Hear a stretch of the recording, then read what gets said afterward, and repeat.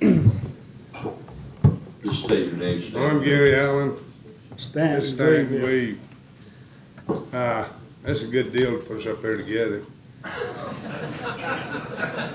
I'd like to take care of It's a him. little scary for us, you guys are together, I'm wondering about that, go ahead. Well, I've had to take care of him all my life. My mother made me do that, so I guess I'll keep on doing it. I'm just gonna tell you what I've done in 50 years of ranching. To start with, when I was a kid, everything was different than it is now. The Forest Service, they was new, and they come out there, they did a little work, they built fences, they maintained them, at least they helped. Ranchers helped them, did most of the work probably, but at least they did help. Now I don't know what the deal is, but they can't get out of their picking. If they pass over it, all that's for is to tell you how many cows you got on the wrong side of the fence.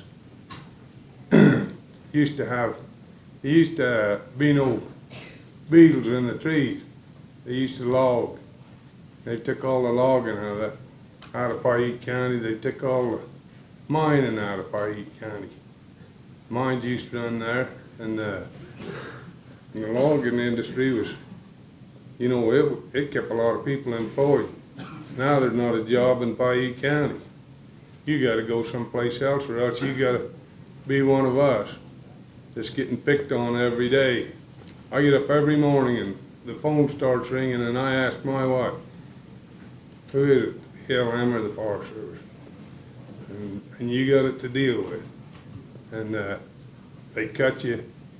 I've been run off the mountain just because I don't see eye to eye with a range gun. I've been run off the mountain in July, the 1st of July, with nothing other than he hooked his pickup on a gate and took it for 10 miles down the road because he's throwing a fit. And it's the type of personnel they got in the Forest Service. They could come and talk to you and be decent, but they don't have to because they're God Almighty. They do it the way they want to do it, when they want to do it. I can remember them running us off on Labor Day weekend, and put 300 or 400 head of cattle down on the highway with, what the traffic is going to the Otter Creek Reservoir, and they hit the highway at night, just as it was getting dark. Well, nobody got killed, and I don't think they even killed a cow, but it wasn't right. And it's just constant, and I don't know. You got to change something. We figure we got rights that our rights are not. Forest Service was put here just to help out, help manage the forest, and they haven't done it. That's for sure. It hasn't been managed. The BLM does a better job, I'd say, a little bit better job, but it needs some. They need some help, and I don't know who's better to help them than. I think we know how to run our cattle better. As old as I am, I ought to know how to run my cattle better than some kid that they just brought in from Tennessee or Arkansas that's never seen a cow before, but he went through college and got a degree. And then another problem they got, and it's a big problem, and we got to hurt it. Minute, Gary, let's let Stanton say a few things here. I appreciate what you're saying. Well, I know you raised him, so let's see what you have to did. say. I take care of him. I have to drive him around, chauffeur him around. This is really important to talk here, and I shouldn't start it off with a joke, but I'm going to tell this little joke because it fits. This man went down into South America, and while he's down there, he finds a guy that's got this big bird, and the big bird can talk and sing. It costs him a fortune. You guys probably heard the joke, but he buys the big bird and he ships it home to his mother, a woman that reminds me a lot of my grandma. In a few days, he calls his mother and he says, "Did you and Dad get that big bird? Did you like him?" His mother said, "Oh, we just enjoyed him. He was delicious." He said, "Ma," he said, "you shouldn't have ate that big bird." He said, "He could sing, he could talk." She said, "Well, he should have spoke up because he didn't say a word." That fits us ranchers. we've been 40 years and we haven't spoke up. We haven't said a word, and we're just about where the big bird is. It's time that we stood up and we started to say, we're like a herd of sheep is what we've been like. If we just stay in the middle and let them keep picking on that guy out there and this guy over here, that's the way we survive with them BLM and the Forest Service. If you just lay low and let them keep picking on the outside guy, we try to survive that way. When the writing's on the wall, we've lost 70% of our grazing rights, or AUMs. They've been canceled or suspended over the past 40 years. It don't take a rocket scientist to figure out where we're headed. And the big thing is we have the rights out on that land. A lady named, she's Mitt Romney's cousin, Pamela Openshaw. I was to a meeting with her and she said, you ranchers are the only people that can defend this country because you own the rights on that land. And what I'm reading and what I always thought, I didn't think we was welfare ranchers. I don't like to be called a welfare rancher. And if I am a welfare rancher, get me out of here, get me going.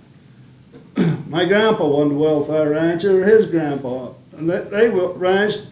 The BLM only come along in 1949.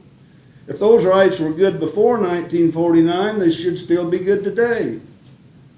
And the great thing about that is if the rancher stays on the land, that land can't be subdivided. It can't be turned into wilderness. And we have access rights. That means the public has access rights. That land, as long as it stays like it's been for forever, if we can protect the right, then it's a good thing for the hunters, the public, for everybody benefits by it. The big thing is this Constitution right here. It says that our rights are to be protected. It says we're supposed to have our rights protected without our life or liberty and our property are supposed to be protected without losing our life or liberty and our property. And we're getting about to the point that some of this stuff's starting to look pretty glim. But the only guy that can protect that is the sheriff, and the sheriff is the law of the county. He's the man that's elected. They tell me there's no law above that sheriff in the county. And that sheriff knows what goes on in the county. So it's very important we back the sheriff. He can protect us and he can deputize every man in the county if he has to. One other thing, these federal people don't have any right to be here if you follow this. This tells you all through there that this land, if Utah is not a territory, then Utah owns this land. And it states it right here, and the way I understand it, this is the law, this Constitution. I don't think there's any law above it. It even goes on to say the only ground that the federal government can own is 10 square miles. And you guys, the legislature, has to give that to them. There again, I think the sheriff, if you want your land, just tell the sheriff, invite the trespasser to leave. Either they're trespassing or we're trespassing. If we're trespassing, tell us, because I'm ready to move on to some other occupation. If I'm not, if I'm living on the rights my grandfather lived on, my great-grandfather, then that's the right I stand on. I think we have that right.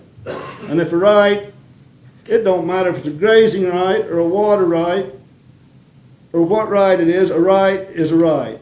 And it can't be anything else. If it says you have a water right on that land, you have a water right. If you have a trail right, access right. And the right is to be defended. And I guess that's about all I have to say. I probably took up more of my time than I should have.